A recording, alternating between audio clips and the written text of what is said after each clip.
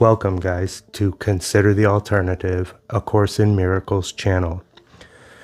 Today, I want to share with you my experience or experiences of revelation.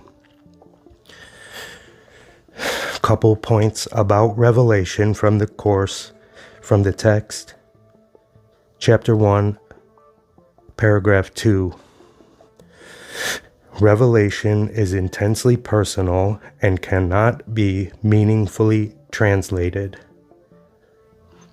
From the same paragraph, revelation is literally unspeakable because it is an experience of unspeakable love. Keeping these two things in mind, I'm going to go ahead and share my experiences. The first experience, I was in my car and I was parked in a parking lot. The day was just like any other, nothing special. I wasn't expecting anything to happen, but I had completed the course about 6 months prior to this, and I have gone through the mind training. I did the course to a T. All the instructions from the workbook I followed to the best of my ability. Even if it said 15-minute reminders, I was sticking to it. So this process had changed me. I was now in a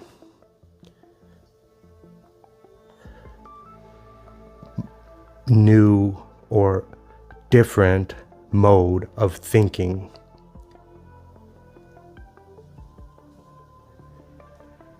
My focus would always be on seeking the kingdom, as it were.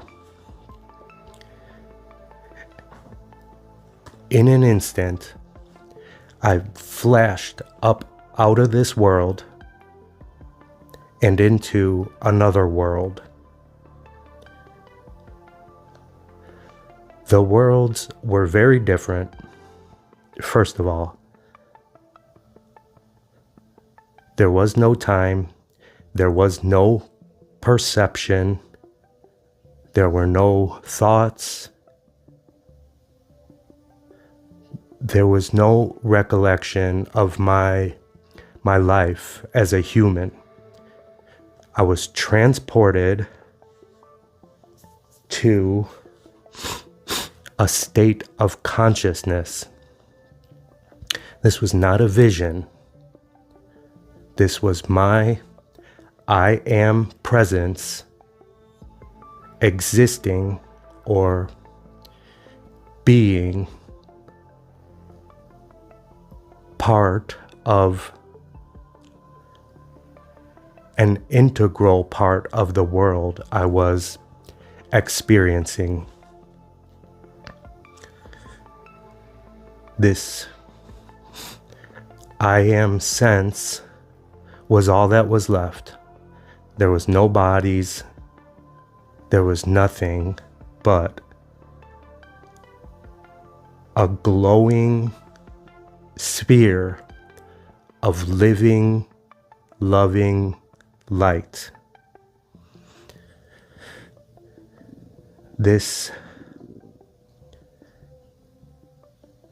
In this first experience, I was,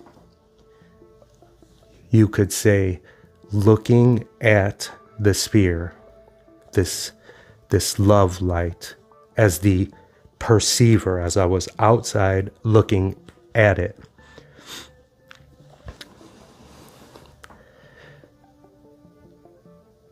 So my being now is in this other world where everything is known. There is no uncertainty. Everything is a fact. As in, it cannot be another way. And in that experience, some things became very obviously clear.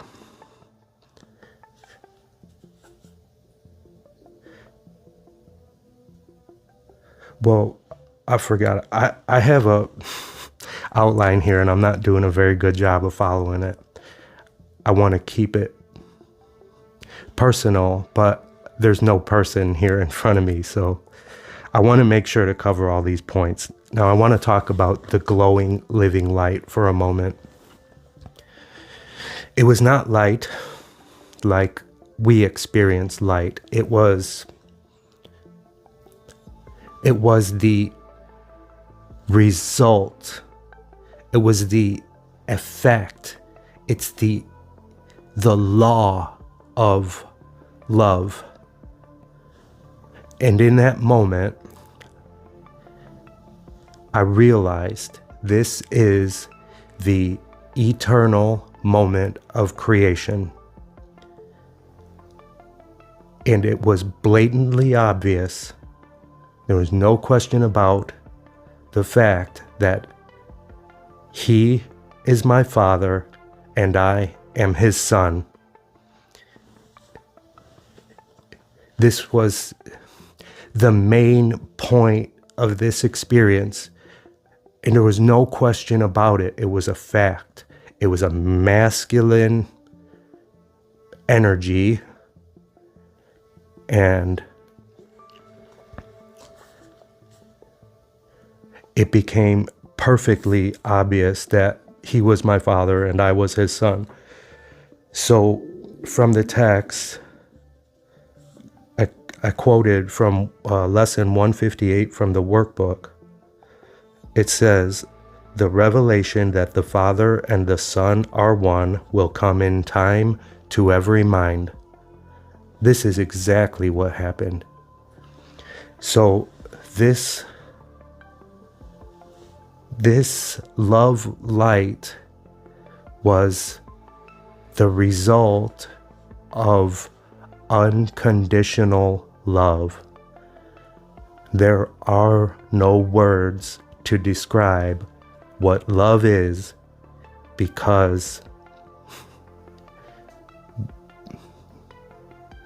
it is here. I got another quote that talks about this a little bit from the introduction of the text.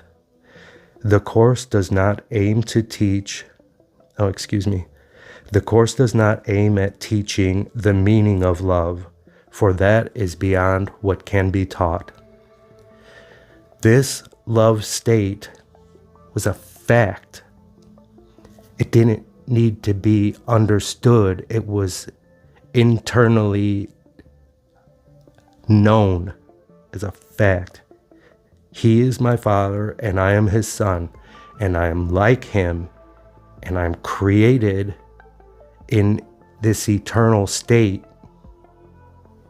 because He's my Father and I was created. It was a fact. This was the moment of creation, and it was eternal. In this state of love, you have no choice but to receive the love and reciprocate in total gratitude. You love to be loved, and you love to return the love to your Father.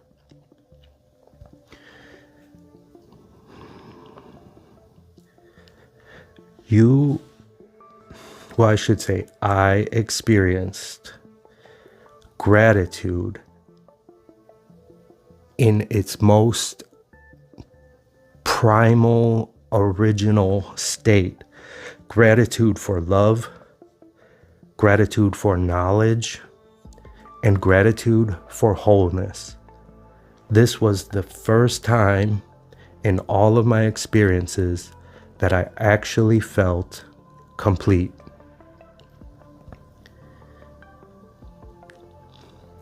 And after experiencing this state of mind, and the Course will say this is your right mind.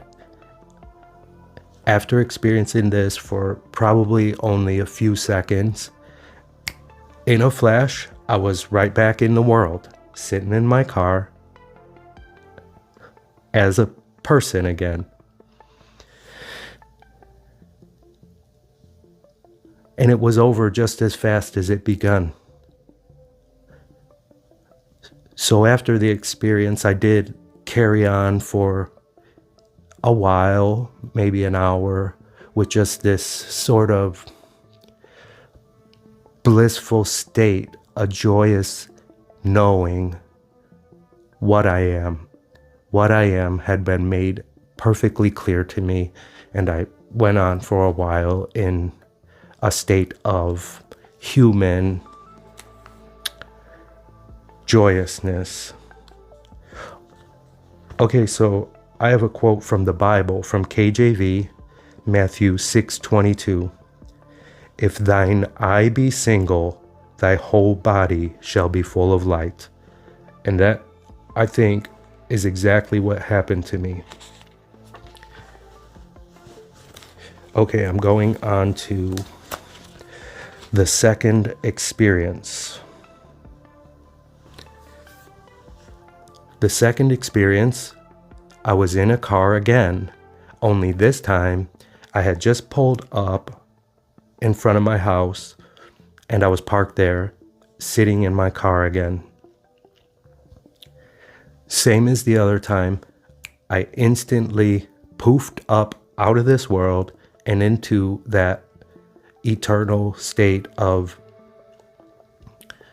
creative instant, the eternal instant of creation. The same feeling of unconditional love, of gratitude and reciprocity, that whole feeling of I am being created forever. It was very intense.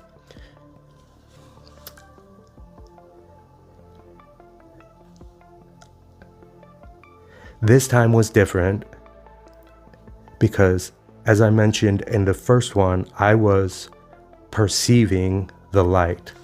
But in this experience, I was right in the middle of the light. And what this experience was like, okay, so I forgot to mention, I was going to talk about the light in the first experience, and I forgot to mention, even with my outline, the way it felt was explosive, orgasmic, electric, plasma, unconditional love. Explosive. The force of a million atom bombs. I don't know. It was everything. The power contained was everything. The power. Okay, so now instead of perceiving, I'm actually inside of this sphere of light. But my eye sense, my beingness is in the middle it felt like a black hole, as in,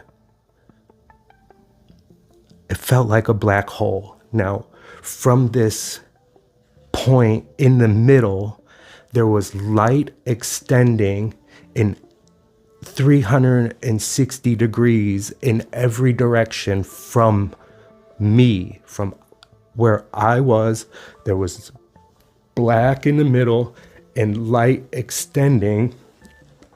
And there is a quote from the Course that talks about this. And this must be what happened to me. from the text, chapter 21, paragraph 8. Beyond the body, beyond the sun and stars, past everything you see, yet somehow familiar, is an arc of golden light that stretches as you look into a great and shining circle, and all the circle fills with light before your eyes. The edges of the circle disappear, and what is in it is no longer contained at all.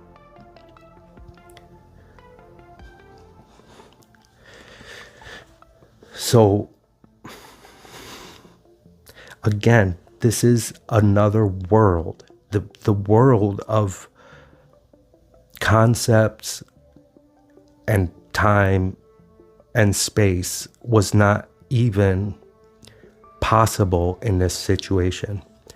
So, as I said in the first one, it was a masculine experience. It was 100% masculine. Now, in this one, with that void in the middle, this space in the middle felt like felt as in feminine space with masculine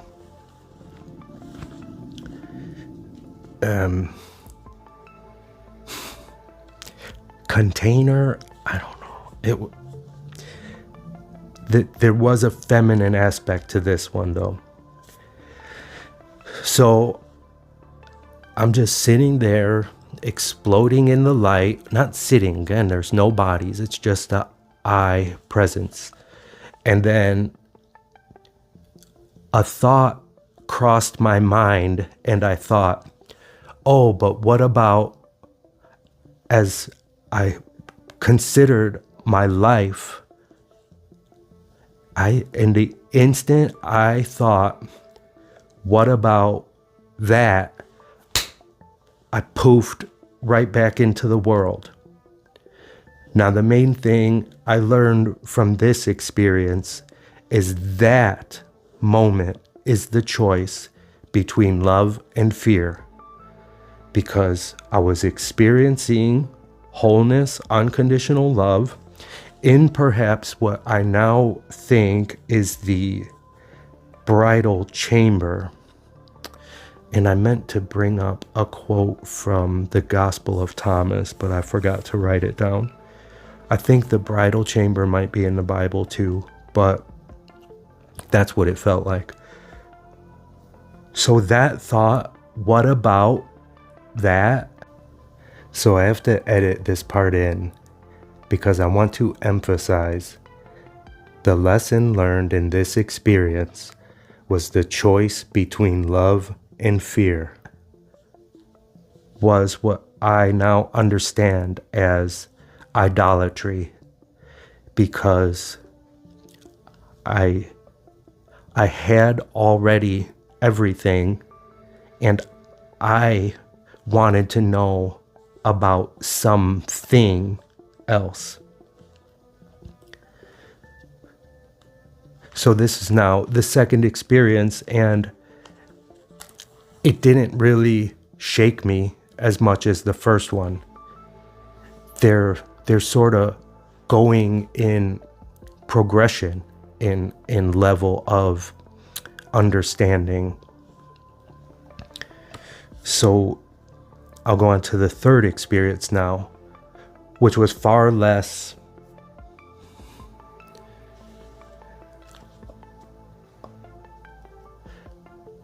transformative, more like a vision, or not really, it was more like an experience from the human, from the body perspective. So this time, again, I was in my car, but I was driving. And as I'm driving, I start having this psychedelic blending of the world of love and the world of fear that I'm currently in. I really don't know how to talk about it other than I was in the world, but that state of love, eternal presence was sort of like melding with the world. So this basically was more or less just a trippy experience. By no means anything like the NDE experience of the first and second experiences. So as I'm learning that each experience is sort of like grades in a classroom, the concepts of what is happening in that state are becoming more like involved, like it's kind of teaching me more rather than just an explosive light and an instant of creation. Now I'll go on to experience 4, again, in a parking lot, in my car. I don't know why it happened this way, but it's the way it happened. This was a poof up out of this world type of near-death experience. I guess it's the closest thing I can compare it to. When I hear about near-death experiences, that's kind of what I think happened to me on several occasions, but no death, no dying. I didn't have to die, just I died before I died. So, okay, this one is more complicated. So now I'm transported to that world of love and light, the eternal creation, and it's perfect. There's nothing to differentiate one part of creation from another. It's just this perfect creation of love, light. But out of the corner of my eye, I took notice, I guess. There was a tiny speck of nothing, technically nothing, because the creation is everything, and that tiny speck was, you could say, an error code in the wholeness of the creation. Now, when my attention caught that speck, it drew my whole attention went to that, and I was no longer experiencing the love light. I had sort of like shifted my focus to this speck, and as I was drawn straight to the speck, again, it was recognized as an error code because of the perfection of everything else. This thing just stood out. And I mean, it was tiny. It was tiny, tiny.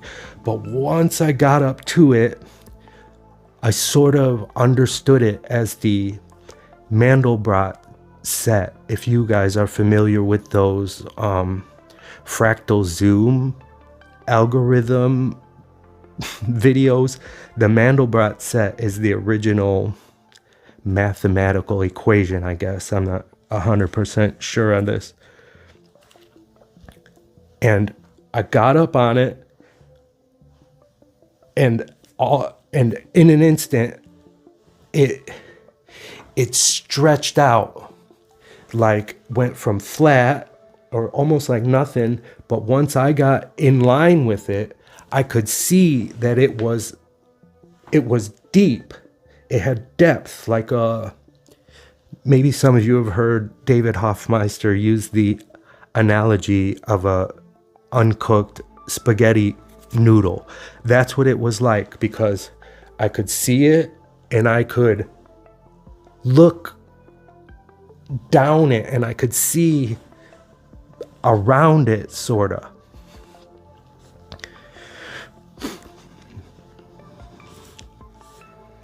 And then eventually I just came out of the experience. But what I believe now is that speck, that's where the firmament is. The firmament that everybody thinks is over our heads. I don't think so. I think that speck, there's something there. I think it's like a plane, but once you cross through the plane, then it gets long. It gives you time because you go into this thing. So the firmament separates the waters from above from the waters below. And whatever happens in here, I guess you could have whatever dream of anything and you could go as long and deep into it as you want. So that's where I stand on that. And again, I came back from that one, much like the others. It was over as fast as it had begun. This next experience was highly revelatory, and this is going to be hard for some people to accept. This an experience when I met Jesus as the Son. So this time I was in my bathroom, and again, consciousness poofed up out of here, and I went to this state of being again. But this time, the light, I was more like, rather than being the major whole thing, the light this time was made of like individual particles.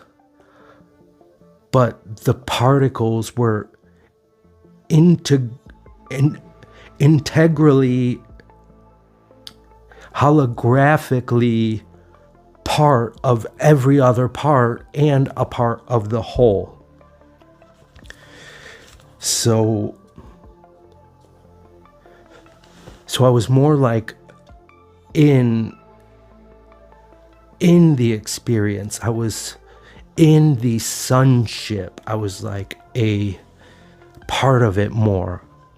Well,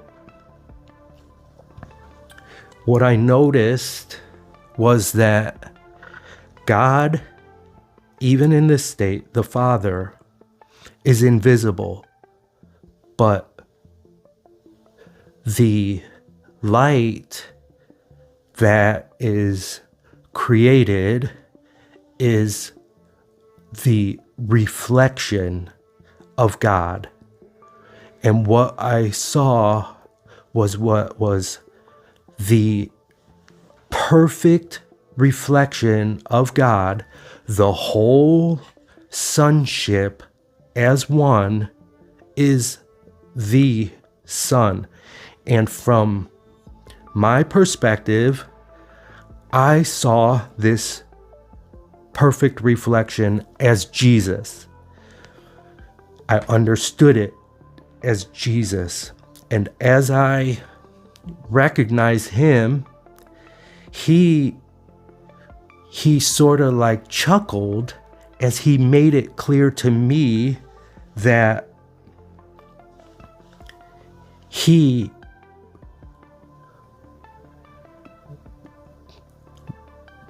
was me. He basically like this, he goes, ha ha ha, you are me. And he's funny. he's pretty funny. Now, again, there's no bodies in this state. It's like I knew him telepathically, and he translated to me that there's no difference. Once you become also the perfect reflection, you will be this, like me, resurrected.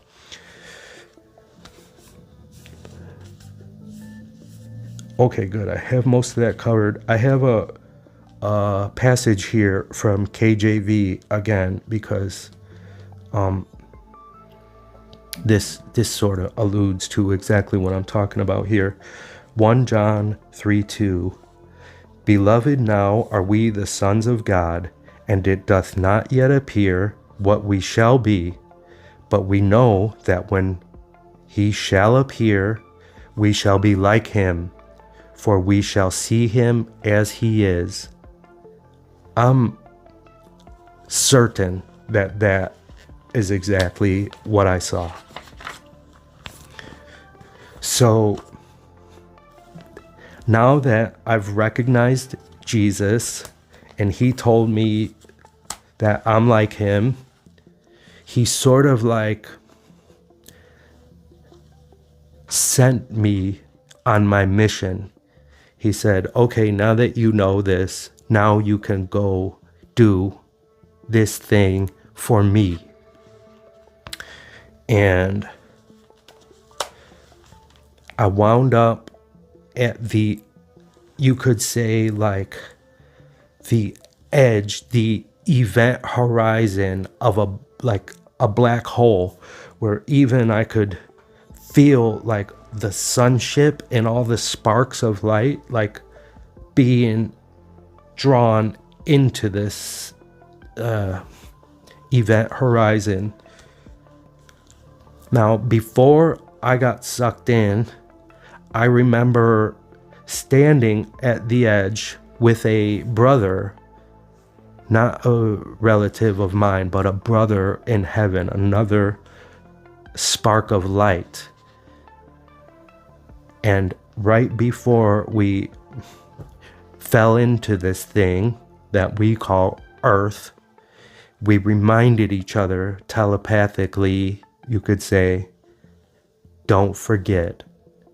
And then right up into the world again. The worlds are so different. There is no translation between this one and that. Now, these experiences were just experiences, but what comes along with revelation is knowledge, real knowledge, undisputed fact that nobody in the world can understand unless they have this experience for themselves. And remember, this will come in time to every mind, and I suggest that more people seek this revelation by becoming revelation ready. So there's a couple quotes here from the text from chapter 3, paragraph 3. Knowledge is power because it is certain, and certainty is strength. This is dangerous. You now become a danger to society because of knowledge. And again, from the text, chapter 14, paragraph 2, knowledge is power, and all power is of God. So that's basically it. And these experiences are what compelled me to share the course online with you all and encourage you to do the course as it states and have this experience for yourself, so we can become a stronger force in this world to return to the state of eternity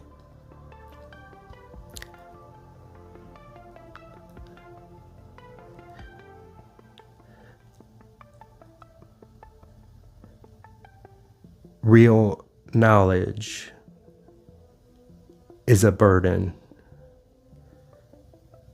and your life will change, and you will